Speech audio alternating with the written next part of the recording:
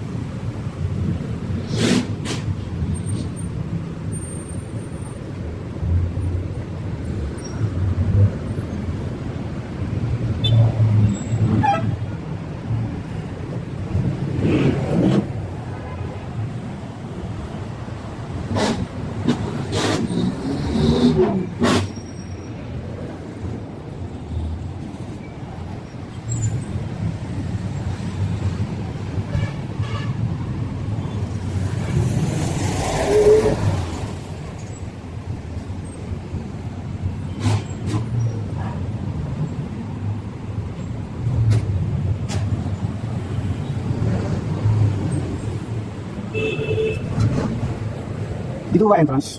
Mamaya? Yung mamaya sa media po ako. Sa media? Oo. Kasalong ko dito entrance, babalik ako mamaya.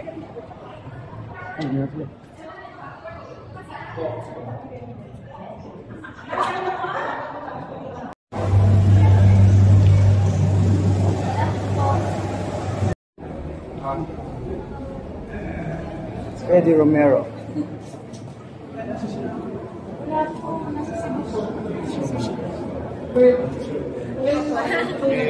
Malapit sa akin kasi sa nag-super sa amin.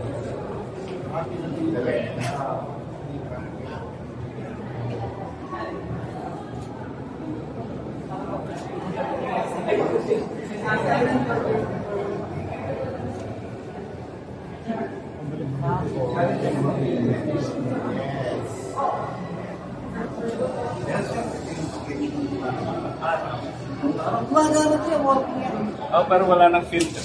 Oo, wala. Yung stop cut, splice. Siguro, mga unang panahon. Wala nang film. Anong year po yan, sir? Anong year? Yan. Yung ginagamit yan. Siguro, 1966.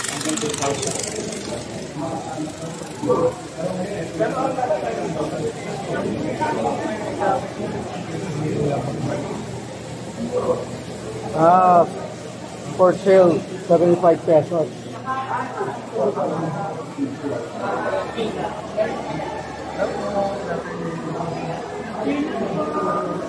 Ano ito mga for sale? Hindi po, pag-use po namin. Bale, magre-register po kayo, then re-arrange nyo lang po yung poster. Kapag may tumugma po ng isa, meron po kayong poster. Ah, talaga? Ito, any of this? Bale, arrange nyo lang po ito. Dapat kapareho po. So ano, parang lucky guess. Walang hint. Ay? Tumama ako. Dalawa. So, dalawang postcard.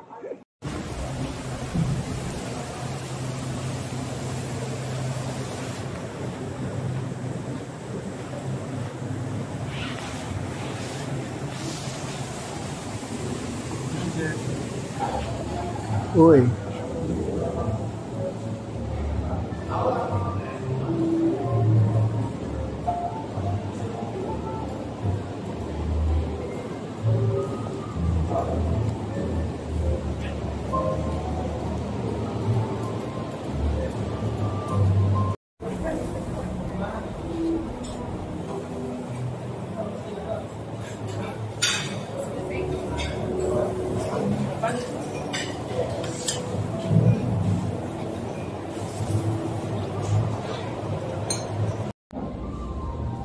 Kanina nag-iisip ako, hindi pa ba ako? Ako magpalakas ako kasi hindi ako.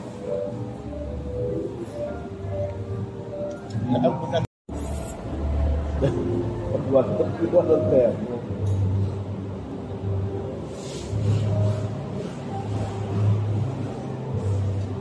Kaya mo ba pinagsit tayo?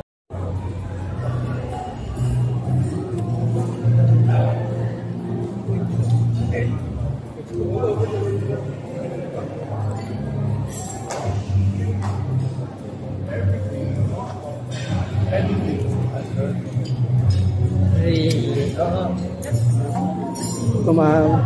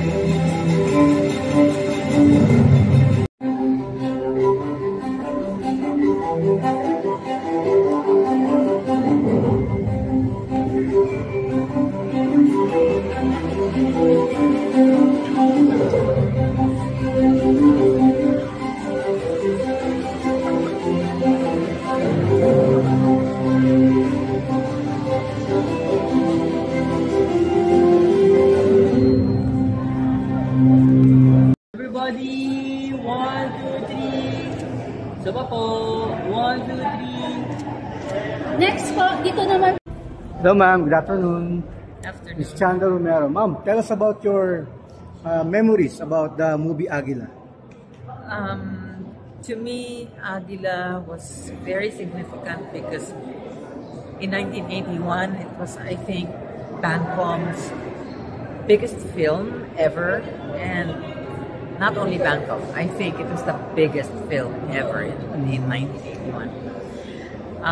Second was that I had a good role in this film, and I was working again with my Tito Eddie Romero. And now, many decades after, thank you, Direk Joey Reyes, for doing this and for celebrating Tito Eddie's film again, Aguila, and celebrating many other iconic films. These films are really our Philippine treasures, so thank you for making this accessible again to those who want to watch it, and for you, for the young ones who don't even know how great these films are. I think this is a reawakening of the fact na ang gaganda ng pelikula natin. It's really there, something to be really proud of. Ma'am, ano pinaka-memorable stories about Sir Eddie Romero ang naalala niyo? Naalala ko lang sa kanya kasi in this film kasi I play Commander Diwata who headed the Hukbalahap of laban sa Hukbong Bayan, laban sa mga Hapon is Hukbalahap. So, and I was playing with Christopher De Leon was my love interest in this. And I was just marveling at the many details that Tito Eddie was putting into the film, and I just said, wow, you know all these things. And he just said, yeah, kasi during the war I watched. He watched and absorbed every little thing that he saw when he was a young boy. If Sir Eddie Romero is still alive, ano po sasabihin niyo ngayon sa kanya? I did. July 7 was his 100th birthday, so we celebrated it in our hometown, Dumaguete City, Negros Oriental, kasi ang Romero. So this is just another extension of his 100th birthday. Tito Eddie, I'm so proud of you, and I'm so proud to belong to this family, and so proud to have worked with you, and known you as a man, as my uncle, as my director, all of the things that you are. 1, 2, 3, go. Isa pa po. 1, 2, 3, go. Go, go! Hello, what's up Pilipinas? Sana tangkilikin ninyo ang iba't ibang aktibidades na inanda ng FBCP nitong buwan ng Setyembre bilang pagdiriwang ng Philippine Film Industry Month. Sa pagkakataong to, sa buong buwan ng Setyembre, aming ipapalabas ang mga hiyas ng mga nilikha ng mga Philippine National Artists for Film and Broadcasting. Kaya ito ngayon sa opening namin, binibigyan namin ng parangal si Eddie Romero na nagsiselebrate din ng kanyang 100th birthday. So, sa inyong lahat, tangkilikin ninyo ang pelikulang Pilipino para mabatid natin na ang dami-dami nating pwedeng ipagyabang. Ang dami-dami natin pwedeng ipagmalaki sa mundo sapagkat ang sarap maging Pilipino. Salamat po. Marami kang pwedeng abangan yung iba't ibang pelikula ng nila Marilu Diaz-Abaya, ni Fernando Po Jr., ni Nora Aunor na aming ipapalabas sa mga Cinematheque. At higit pa doon, may 2 bagong programa kaming ilo-launch.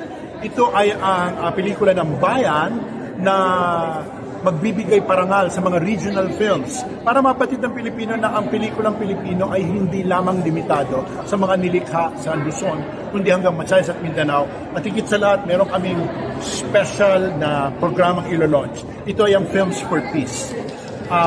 May pa-contest yan, kaya manda kayo. Okay? Thank you po, sir. Thank you po. Hi and welcome to the 4th Philippine Film Industry Month. Ikinagagala ko po kayong makasama ngayong araw na to. Unang araw ng Setyembre. Ako po si Kaki Teodoro. At alam niyo ba, hindi ko alam kung naramdaman niyo na parang nag-iba na yung simmer ng hangin kanina, no? Medyo lumamig, kaya napaturtleneck na nga ako today. At alam niyo, talagang napakasaya ko na kayo po ang kasama ko ngayong araw dahil itong araw na ito, meron tayong Philippine Film Industry Month opening ceremony and celebration. In fact, tulad ng sabi ko po kanina, today we are celebrating its 4th year. Kaya naman, here we all are gathered in the iconic Metropolitan Theater, diba? Where we shall continue the celebration showcasing our rich Philippine film tradition and heritage. I couldn't think of a more perfect location kasi para tayong nilagakap ng ating mga ninuno dito sa teatrong ito. Hindi po ba? And in fact, the Philippine Film Industry Month, of course, was made possible by the Presidential Proclamation 1085, and the Film Development Council of the Philippines has been leading its annual observance and celebration in partnership, of course, with the National Commission for Culture and the Arts and the Metropolitan Theater. And this year's PFIM has so much in store for all of us. Kaya, abangan po natin yan mamaya. Marami pong kaganapan at kasiyahan ngayong buwan ng Setyembre para sa pagdiriwang ng Philippine Film Industry Month. In fact, ilalagay po namin yan dito mamaya, kaya abangan po natin. And this year is also extra special because we are going to pay tribute to our beloved national artists for film, distinctly honoring screenwriter, film director, and producer, the respected and quintessential Filipino filmmaker, Eddie Romero, as we celebrate his centennial birth milestone. In fact, at this point, we would like to acknowledge a beloved actress who is also a family member of national artist Eddie Romero. Palakpakan po natin, Miss Chanda Romero.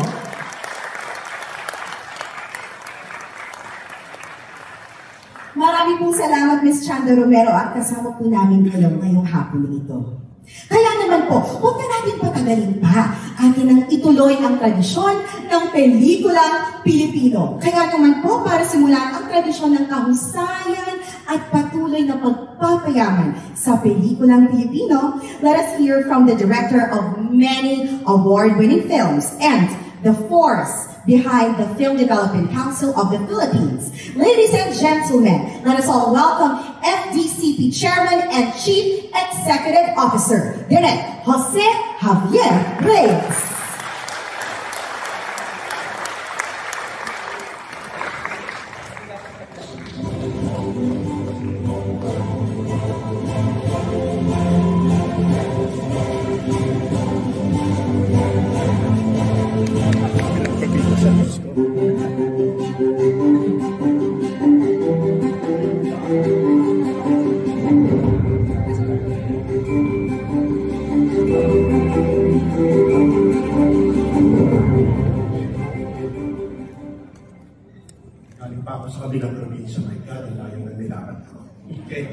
Good afternoon, everybody. Unang-unang maraming salamat at pinagmulakan din kami this rainy Sunday afternoon, to join us here to celebrate the Philippine Film Industry Month. Alam niyo po, tuwing Setyembre, sineselebrate natin ang buwan ng pelikulang Pilipino. Hindi lamang ito para sa pelikula, kundi ito ay bahagi ng mas malaking celebration, which is the Creative Industries Month, which is celebrated in this country. Well, anyway, this specific edition of the PFIM is very special. Why is that so? Mainly because we are celebrating the 100th anniversary of one of the greats of Philippine cinema, Eddie Romero. Why is it so important to celebrate Eddie Romero? Well, for a very simple reason as well, I mean, it's not only a matter of celebrating him as a filmmaker, as a producer, as well as a Filipino artist, but then we decided to celebrate all the 11 national artists for film and broadcasting, whose names and figures you already saw on the screen earlier today. Now, this is to emphasize the importance of tradition. Alam po natin na sa mga kapanahonang ito, with globalization and with streaming and with our exposure to various cultures, which is not bad at all, which is necessary and inevitable, ang importante ay malaman natin kung ano ang tradisyon natin bilang Pilipino sa paglikha ng pelikula at sa paghugis ng sining ng paggawa ng pelikula. We also decided, the FDCP also decided to emphasize the importance of tradition. And how is this done? This can be done through three ways. Unang-una, through education. Education in which we reach out not only to the film students, but also to the audience and even the film educators to show the significance of the contribution of film in the shaping of national culture. Secondly, we are very, very adamant, we are very, very insistent in film restoration. Kung umakyat kayo dun sa exhibit sa mezzanine kanina, makikita ninyo na ang effort ng FDCP ngayon ay biglang buhay uli ang mga classics na hindi natin pwedeng kalimutan. Alam natin na medyo napabayaan natin ito in the past, and that is why so many great films have been lost and are no longer accessible for the next generation of filmmakers. And thirdly, the FDCP wants to emphasize that we have all the reasons to be proud to be Filipinos as filmmakers. From these national artists, we stand on their shoulders. We stand on those shoulders, and from their shoulders, we see the tradition from which we come from. I'm always of the firm belief, which is also embodied by the FDCP, that without understanding the past, you will not understand the present. And without understanding the present, then there is no way you can find direction for the future. sa pagbibigay gana, sa pagbibigay pahalaga sa mga obra maestra ng mga national artists na ito, maintindihan natin kung bakit ganito ang pelikulang Pilipino ngayon at kung ano ang pwedeng direksyon ng tahakin nito para sa mga sumusunod na henerasyon ng mga manlilikha ng pelikula. So, without much further ado, okay, gusto namin iparating sa inyo ang kahalagahan ng pelikula as part of nation building. Alam niyo, ang pelikula hindi lamang pang entertainment, hindi lamang ito pang palipas oras. Ito ang humuhubog sa ating katauhan bilang Pilipino. At ang bawat pelikulang ginagawa natin sa bawat henerasyon ay nagpapakita ng pagkakaiba natin, ang paglago natin, at ang pagganap natin sa pagiging isang Pilipino. So, with this Philippine Film Industry Month, mabuhay ang pelikulang Pilipino, mabuhay ang mga national artists for film and broadcasting. Maraming salamat po. Now, being able to celebrate the rich heritage of Philippine cinema won't be possible if not for the preservation of our precious treasures. Tulad po ng sinabi po ni Direk Joey Reyes kanina, talagang ang focus this year is headed towards film preservation. Kaya naman po, dahil sa mga masigasig na film advocates natin, masisilog natin ang mga pamamanang pelikulang Pilipino. At nagkaroon tayo ng malalim at malawak na kamalayan upang mas mapag-ingatan at mapagyaman ang mga ito. And so, later, you're gonna bring this out as well. We are going to enjoy all together one of our precious gems from the vault of great Filipino film masterpieces, made of course by National Artist for Film, Direk Eddie Romero. And before that, let us first welcome on stage. We're going to have a brief conversation with the Vice President of FPJ Productions. Let's welcome Mr. Jeffrey Sonora.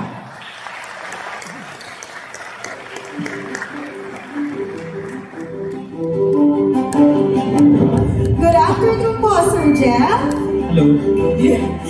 Now, before we enjoy the masterpiece na Agila, very exciting ito. I'm sure maraming pa po dito sa mga kasama natin sa teatrong ito ang mapapanood ito for the first time. Now, can you share with us, sir? This, of course, was made possible because of your efforts to restore this film. Can you share with us po, how tedious was that process po? Well, the process in restoring Agila, medyo of all the things we restored already, more than 150 titles, ito yung pinakamahirap namin i-restore. One, because it's 3 hours long. Yes, yes. And also, almost 100% of the film is damaged. Okay. So it's very, talaga, kumbaga malalim yung damage. So yung efforts na ginawa namin, we did the best we could para meron tayong mapanood. So, also, there are parts na sobrang nasira na we had to get the materials from tape. Okay. So, Betacam tape. So, from film to tape. So, there are parts na you'd see subtitles that came from tape and the other parts came from film. Okay. So, it's very complicated, very complex rather, ang proseso. Tama po.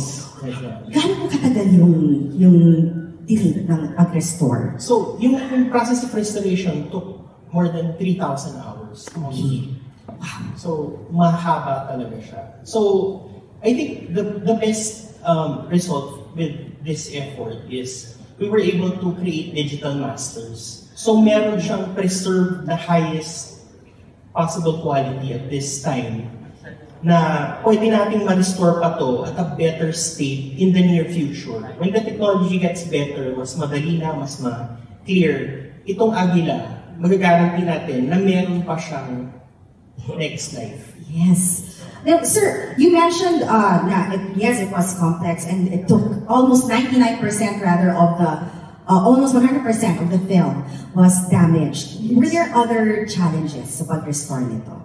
Well, ang pinakamaganda din challenges was, one, we were looking for film material for this for this film. Yes. So good thing sila Don and sila Mel, yung team ng PFA, they were able to actually locate materials. So initially, we stored it in tape. Tapos nung sinabi nila na, oh, meron material dito, sobrang nagulat kami na, wow, kaya pang iangat yung quality. Yes. And so, yun din po ba yung nasasabi niyo parang memorable, joyful moments na naranasan niyo from the restoration? Yes, kasi when you restore materials, never mo siya napapanood talaga ng buo. Papanoorin mo siya every time, mga 1 minute, 2 minutes. Titignan mo yung damage, walang sound, you don't look at it as a movie, as an entire movie, but you look at it as ano yung damage, paano dahan-dahan ma-repair. So you always look that way. Tapos, nung pinalabas na ng buo, dun mo lang makikita na, uy, okay pala yung movie. Yeah. Yes, yun na po yung reward was The seeing reward the film Yes. itself in its entirety na po. The Yes. restored film. Oh, the restored. Ito na rin po yung may experience natin in just a few moments. Yes. Now, Sir Jeff, meron po ba tayong advice tungkol sa ating industry actually? What we need to have, what we need to invest on para naman po mas efficient at mas competent po yung ating pag-restore at pag-preserve ng ating mga cinematic gems? Well, ang main challenge talaga when you're doing film restoration or film preservation is actually having the scanned material. So, creating the digital masters, creating the storage, kasi malaki siya eh. When you see the film, you don't see kung gaano kalaki yung back-end na kailangan mo. Gaano karaming storage. Like, for Aguila, this is nasa almost 20 terabytes yung data to actually store. Wow. So, we need a lot of scanners for the film industry. Kailangan magawa natin ng digital masters. Kasi pag na-freeze mo na sa digitally yung material, meron ka nang ha-harvest in the future. And that's the end goal, is ma-restore lahat habang kaya. Yes. And again, the importance of restoration para po sa inyo, Sir Jeff. Ano po yung talagang importance of restoration and preservation of our cinematic masterpieces? So, for me, the pinaka-importante na ano talaga is magkaroon tayo ng more movies na mapapanood, because pag wala yung works ng mga national artists, mga artists natin, in the future, pangalan na lang ang meron sila, wala na yung trabaho. Wow.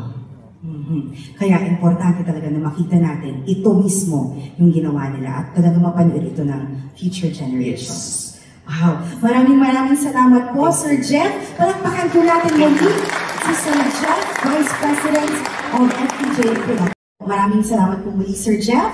That conversation was truly enlightening, and I'm really sure that the future of Philippine cinema will be restored more, lalo na kung naglagay tayo ng efforts into supporting the restoration and preservation process. Kaya naman po ngayon, let's pan the spotlight to a Filipino movie luminary whom we all love, respect, and dearly miss. One of our industry's icons whose life was devoted to the art and commerce of cinema, spanning 3 generations of filmmakers. Ladies and gentlemen, it is our pride and greatest pleasure to pay tribute to one of the titans of Philippine cinema and look back with great reverence to the life, works, and excellence of screenwriter, film director, producer, and national artist, Edgar Cinco Romero.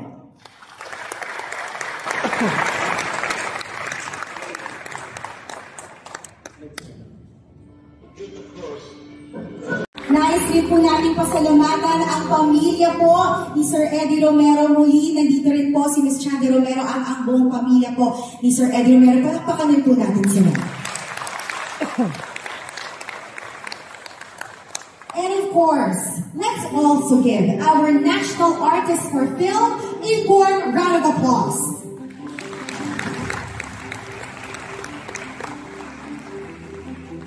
In a little while, we're about to watch one of Eddie Romero's great and newly restored films, Aguila, and once again experience his genius. And so, throughout this month and beyond, we shall pay great respect to the passion, and dedication of countless filmmakers, actors, and industry professionals who shaped and continue to shape our cinematic landscape. And so as we launch the month-long celebration of the Philippine Film Industry Month, look forward to a wide array of events throughout September. So muli, buong September po yan, led and prepared by the Film Development Council of the Philippines. We will be showing all of the activities all month dito po in a few moments, just before we begin the film. In fact, if you want to take out your phones and just take a quick snap of everything, or of course, you can also visit the Facebook pages of FDCP so that you can find out and schedule your month.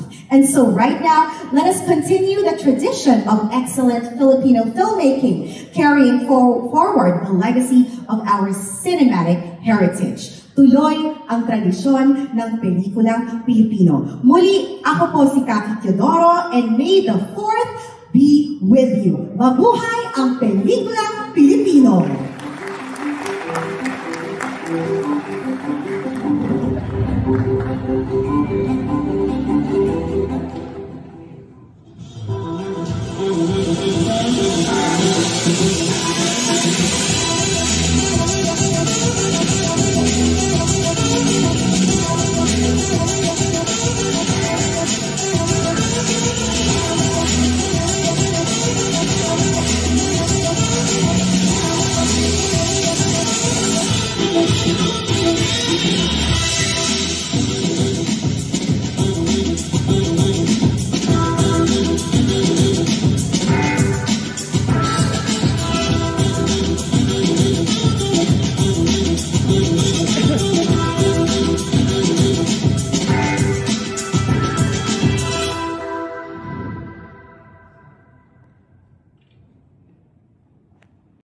Picture.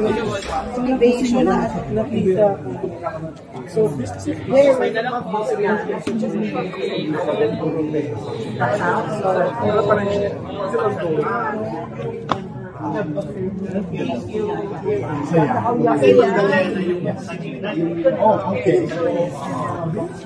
Right.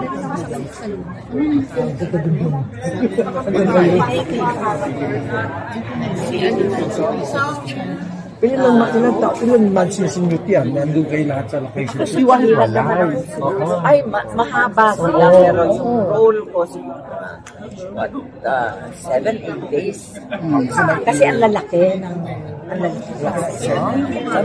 lalayo ng Pilipinas. Lalayo ng location. Sobrang nostalgic. Sobra. Kasi enjoy kami nung gera-gera. Enjoy. Kami lahat nag-enjoy. Na-miss mo yung mga ganitong klaseng pelikula na wala na eh. True. Oo. Talagang challenge sa challenge. Big. Alam mo, 3 generations. Type kayo nakahiga kayo doon. Type pa rin. Type kayo, di ba? Subtle. Type ko talaga yung subtle lang yun. Di ba? Pwede ba kita liyunin? Pwede ba kita tignan, di ba? Pero ikaw naman, hindi ka naman nailang na ikaw ang katrabaho mo kayong uncle mo. Si Boyat ang nailang. Kaya yung senang yun, inulit yun. Kasi parang sabi ni Tito Eddie, medyo awkward. Kasi si Boyat ang nailang. Huwag kang nailang, wala akong pamangkin dito. Tama. Professional. So that was the second take, which was better. I'm so glad you came to watch. Of course. Sorry. After the realism of the entire movie in general, yung Rebels, bakit parang biglang may 3-part harmony sa campo? You know, like right after you appeared on screen. Yeah, it was like a lead into the little romance. But, why 3-part harmony in like the middle of the prairie? yeah, and then you overhear people making love. Yeah. Well, you weren't quite sure. It was just a woman. Yeah, it was just like a woman moaning. I think si Diwata also nainggit eh. Yeah. Parang, oy, bakit? Hindi lang ba? Kaya diba, nung nung gumanon, parang, di ba? Parang gumanon ka kay Boy at sandali. Ay, bakit sila lang? Siya typing na sila lang ba? Teka. Parang ganun yun eh. Can you comment on the symbolism? You know, like early on, you know, when si Eddie Garcia, di ba nahanap na si Isabel sa Prairie, tapos si Prairie, and he was like this Hispanic-looking man in like shiny boots, and he's, you know, about to rape her. Right? Was there is there some parang siya yung pinambayan, tapos he's like a competidor. It's open to everybody's interpretation. Whatever Tito Ed wanted to, whatever message he, that's so I know. Like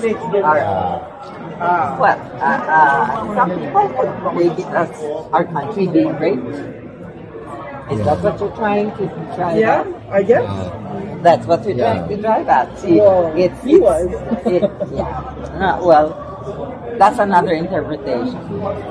Ma'am, your thoughts lang sa parangal ng FDCP kay Direk Eddie po. Walang katapusang pasasalamat kay Direk Joey Javier Reyes for doing this. Kasi talaga, mga pelikulang ipapalabas dito are Philippines. Talagang that treasure trove, talagang Philippine treasure natin. I'm proud that I was a part, I'm really grateful and blessed that I was a part of what I would call the golden years of Philippine movies. Of film, Philippine cinema. Yung mga ano yun, di ba? Mga late 70s to 80s. 70s hanggang early 80s. This one was shot in 1980. This was the biggest Bangkok. This was the biggest ever at the time. The most expensive. In 1980, pag may budget kang ganito na 5 million, sobrang laki. A budget unheard of at the time. That was the total budget? Yes. This was in 1980. 5 million now is nothing, di ba? Pero then, talagang, talaga? Napaka-ano pa nun. Ka-all-star. Phil Salvador and... Sila, the Emperor, sila Felipe Pascual. Wala nang kopya yun. Wala na. Yun nga ang sinasabi. Sexy mo, no? Kayo ni Epe. Kayo mo yung dalawa. Oo. Di ba? Diba? Why didn't they touch on why si Charo Santos at saka si FPJ, what happened to their relationship? You know, like it was so sudden. Did she die? She died. Sa cemetery scene. If you notice, kasi yung mga love scenes and the death scenes, hindi ino-over-dramatize ni Tito Eddie. It's just not his style, even here. At saka, nung hindi nag-propose yung Fernando Po kay Charo, gumano lang, diba? Kanoy Yossi. Para hindi na yung lagkit-lagkit na talagang yung talagang mahal kita. Ay, walang gano'n na.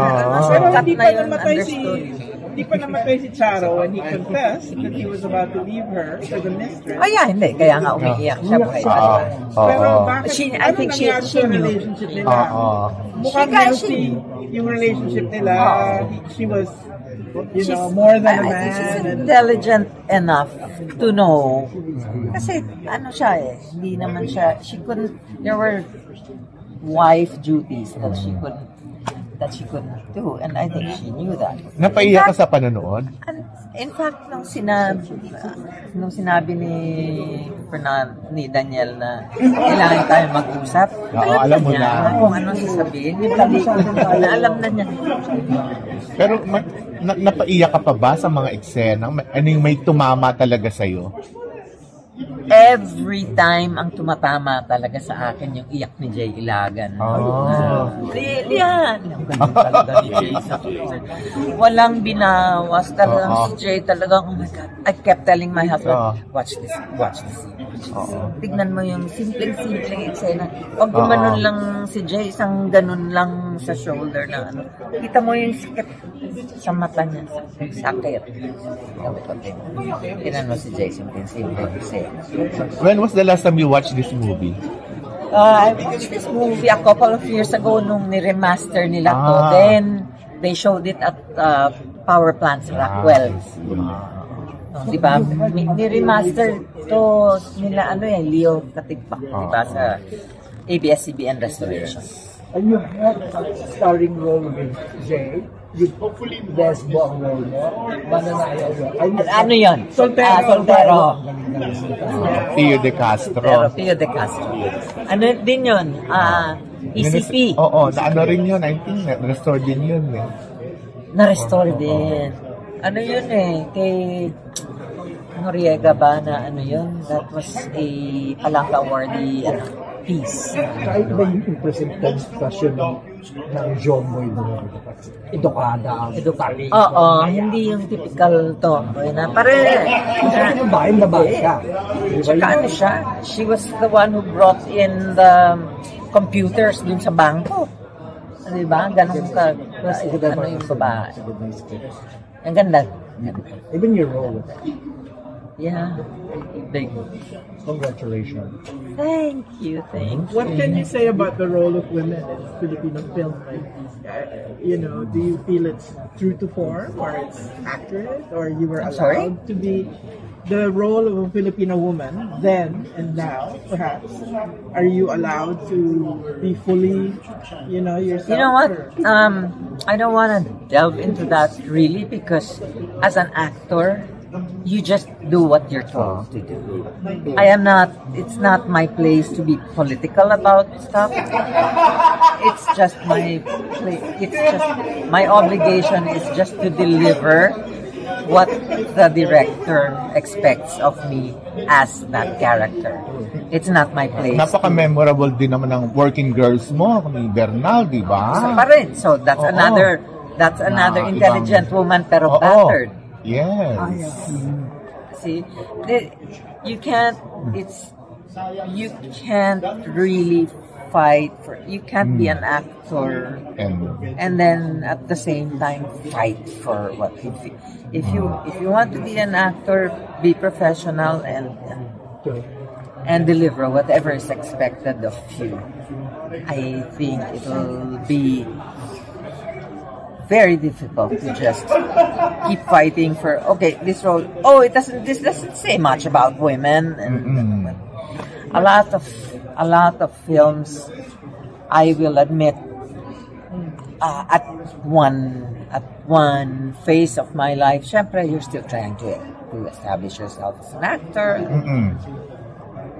I think that's more of the writers to represent or to make a strong woman that will represent the new Filipina and stuff like that. Mine is just to deliver. But I'm sure there's collaboration. Not a lot of, if you have, there are directors and outfits that will be collaborative. But if you're working with an Eddie Romero and an Ismael Bernal or Lino Broca, or Marilu Diaz, or Marilu Diaz, parang, sige na. Sige na. Yan na. Sige na. Ikaw na. Siyempre, di ba? Yes. Okay. Thank you so much. Thank you.